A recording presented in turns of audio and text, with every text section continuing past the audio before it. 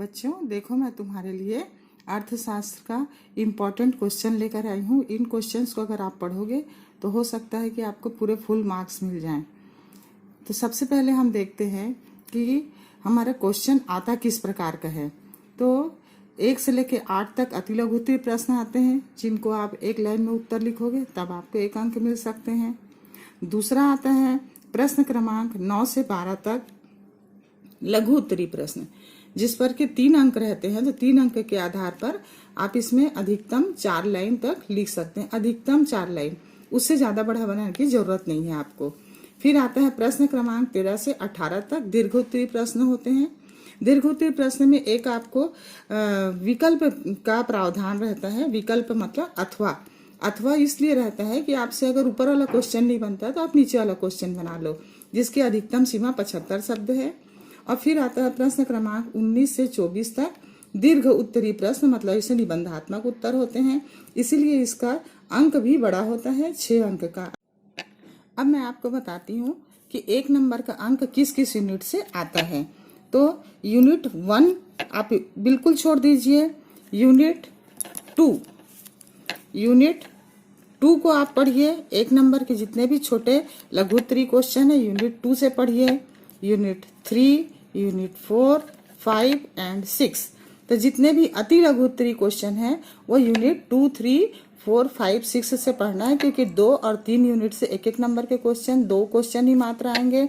और 4, 5 और 6 से 2-2 क्वेश्चन आएंगे 1-1 नंबर के।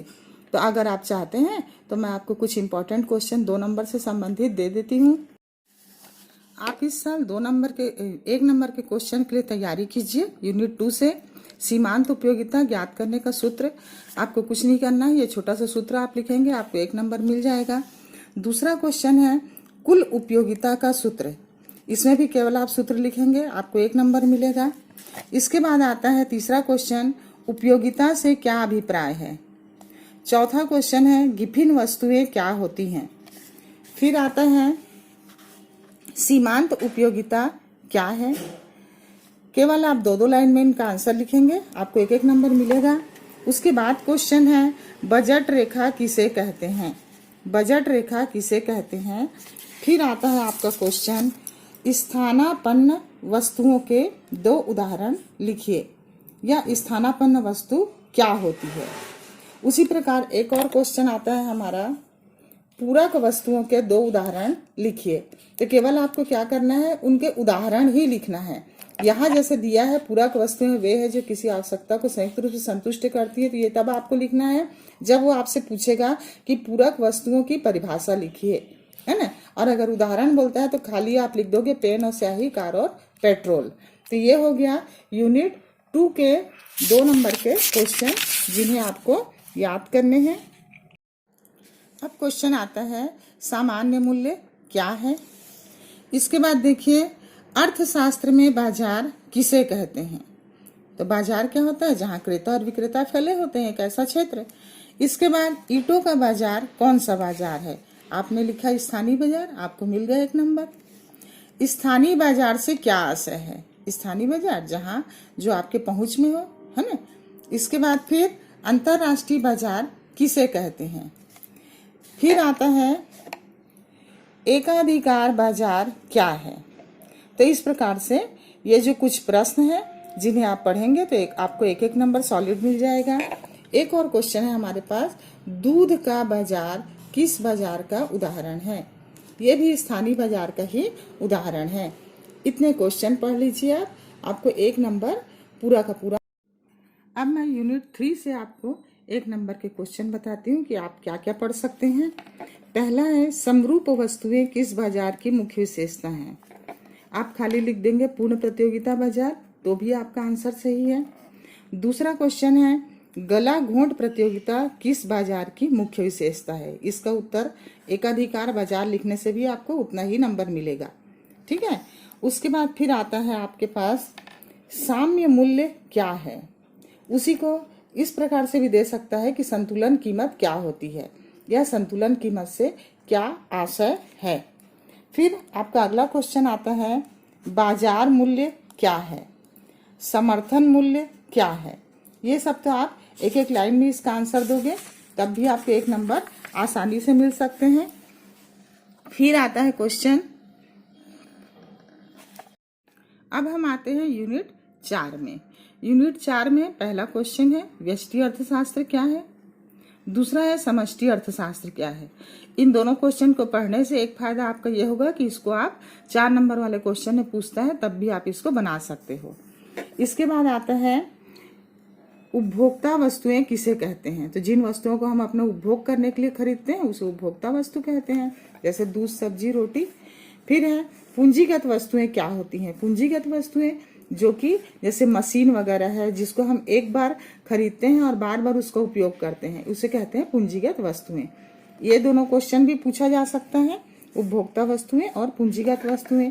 इसके बाद बार बार जो ये पूछता है अंतिम वस्तुओं से आपका क्या आशय है, मध्यवर्ती वस्तुओं से आप क्या समझते हैं। ये दोनों क्वेश्चन इंपॉर्टेंट क्वेश्चन है।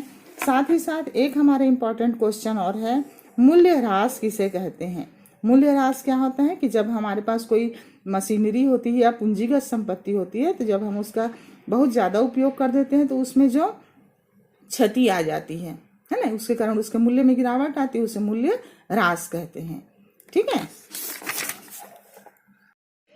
अब है लास्ट यूनिट हमारा इकाई 5 मुद्रा और बैंकिंग। मुद्रा और बैंकिंग से आपको पूछ क्या क्या सकता है। तो सबसे पहले तो आपको पूछ सकता है कि भारतीय रिजर्व बैंक के 2 वर्जित कार्य, वर्जित कार्य मतलब ऐसा कार्य जो वो नहीं करता। ठीक, इसके बाद फिर आपके सामने ये क्वेश्चन, ये बहुत ज्यादा इंपॉर्टेंट है, अधिविकर्ष क्या है। अधिविकर्ष कॉमर्स वाले बच्चे बहुत अच्छे तरीके से लिख सकते हैं, आर्ट्स वाले बच्चे भी इसे लिख सकते हैं कि जब बैंक में जो हमारी जमा राशि रहती है उससे अधिक राशि जब हम निकालते हैं तो वो अधिविकर्ष कहलाता है।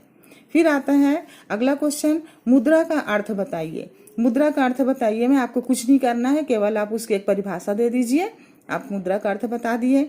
इसके बाद ये भारतीय रिजर्व बैंक का राष्ट्रीयकरण कब हुआ था। वैसे तो ये बहुत आता नहीं है पर हो सकता है इस साल आ जाए। ये क्वेश्चन जो है भारत का केंद्रीय बैंक कौन सा है, इसको आप जरूर से याद करना, क्योंकि भारत का केंद्रीय बैंक रिजर्व बैंक कहलाता था और इसकी स्थापना हुई थी 1 अप्रैल 1935 को। ठीक है, इसके बाद फिर आपसे पूछ सकता है कि इकाई 6 सरकारी बजट, इसमें से 2 क्वेश्चन आएंगे 1-1 नंबर के। जैसे सरकारी बजट से क्या आशय है, यह कितने प्रकार का होता है। इस क्वेश्चन को बहुत ज्यादा नहीं पूछा जाता है पर ये आपसे पूछा जा सकता है कि सरकारी बजट से क्या आशय है। दूसरा क्वेश्चन है कर क्या है। कर अनिवार्य भुगतान है जो हम सरकार को देते हैं। फिर ये क्वेश्चन भी आता है बजट घाटा क्या है। साथ ही साथ आप इसको पढ़ लेंगे तो बहुत अच्छा होगा, पूरक बजट से क्या आशय है। पूरक बजट के बाद आप देखिए कर वंचन। कर वंचन माने कर का चोरी करना या बिना कर का भुगतान किए कर मुक्त हो जाना, कर वंचन कहलाता है। एक लाइन में इसका आंसर है। इसके बाद आता है संतुलित बजट किसे कहते हैं या संतुलित बजट क्या है। तो ऐसा बजट जिसमें आय और व्यय दोनों बराबर होते हैं संतुलित बजट कहलाता है। फिर एक क्वेश्चन है, यह हमेशा आता है, संसद में बजट किसके द्वारा प्रस्तुत किया जाता है। ठीक है, फिर अगला क्वेश्चन है राजस्व घाटा क्या है।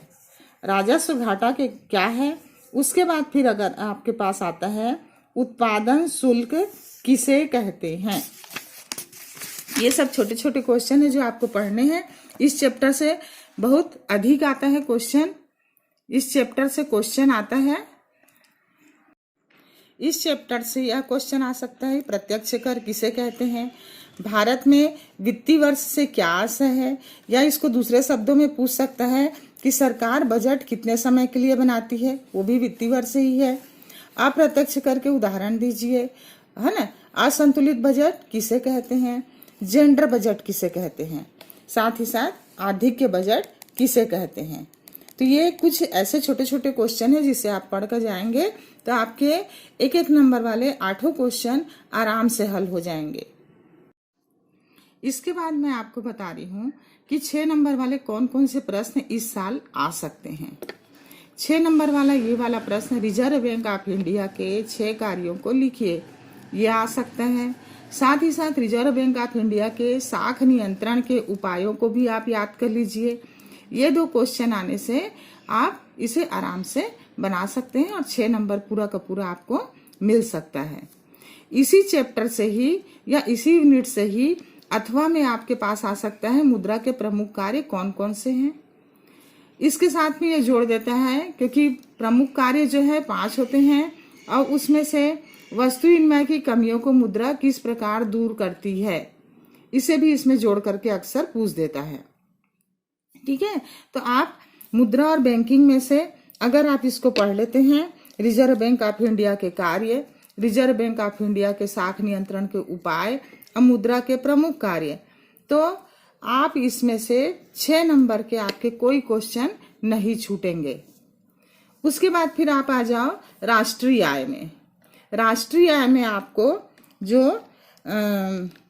एक तो क्वेश्चन आपको पूछ सकता है कि राष्ट्रीय आय ज्ञात करने की आय विधि और व्यय विधि, ये आजकल बार बार पूछता है। इसको दोनों विधियों को एक साथ पूछता है ताकि दोनों विधियां बना करके आप 6 नंबर इसमें पूरा का पूरा ले सकें और बहुत अच्छा भी है ये। एक क्वेश्चन आता है इसी में, सकल घरेलू उत्पाद और सकल राष्ट्रीय उत्पाद ज्ञात करना, तो आपको मदे दे दिए रहेंगे, है ना, और करोड़ रुपए। साथ ही आप इसके लिए क्या कर सकते हो, बुक में जितने भी एग्जाम्पल दिए हैं इन दोनों क्वेश्चन के लिए, बुक के एग्जाम्पल्स को आप पढ़ लीजिए।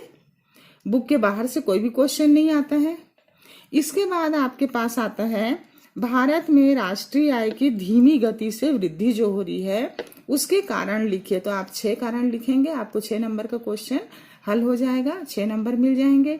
अगर आप इसको पढ़ के जाते हैं तो अगर ये क्वेश्चन 4 नंबर में आता है तो भी आप हल कर सकते हो। फिर बाजार मूल्य और सामान्य मूल्य में अंतर को आप अच्छे से पढ़ लीजिए क्योंकि इसको 3 नंबर में ही पूछता है, 4 नंबर में ही पूछता है और 6 नंबर में ही पूछता है। तो अगर 6 नंबर में पूछता है तब तो आपको पूरे के पूरे 6 नंबर मिल जाएंगे क्योंकि 6 अंतर हैं इसके, है ना। और अगर इसी को 6 नंबर में नहीं पूछ के आपसे 4 नंबर में पूछ लेता है तो आप 2 अंतर छोड़ दीजिए और 4 अंतर लिख दीजिए।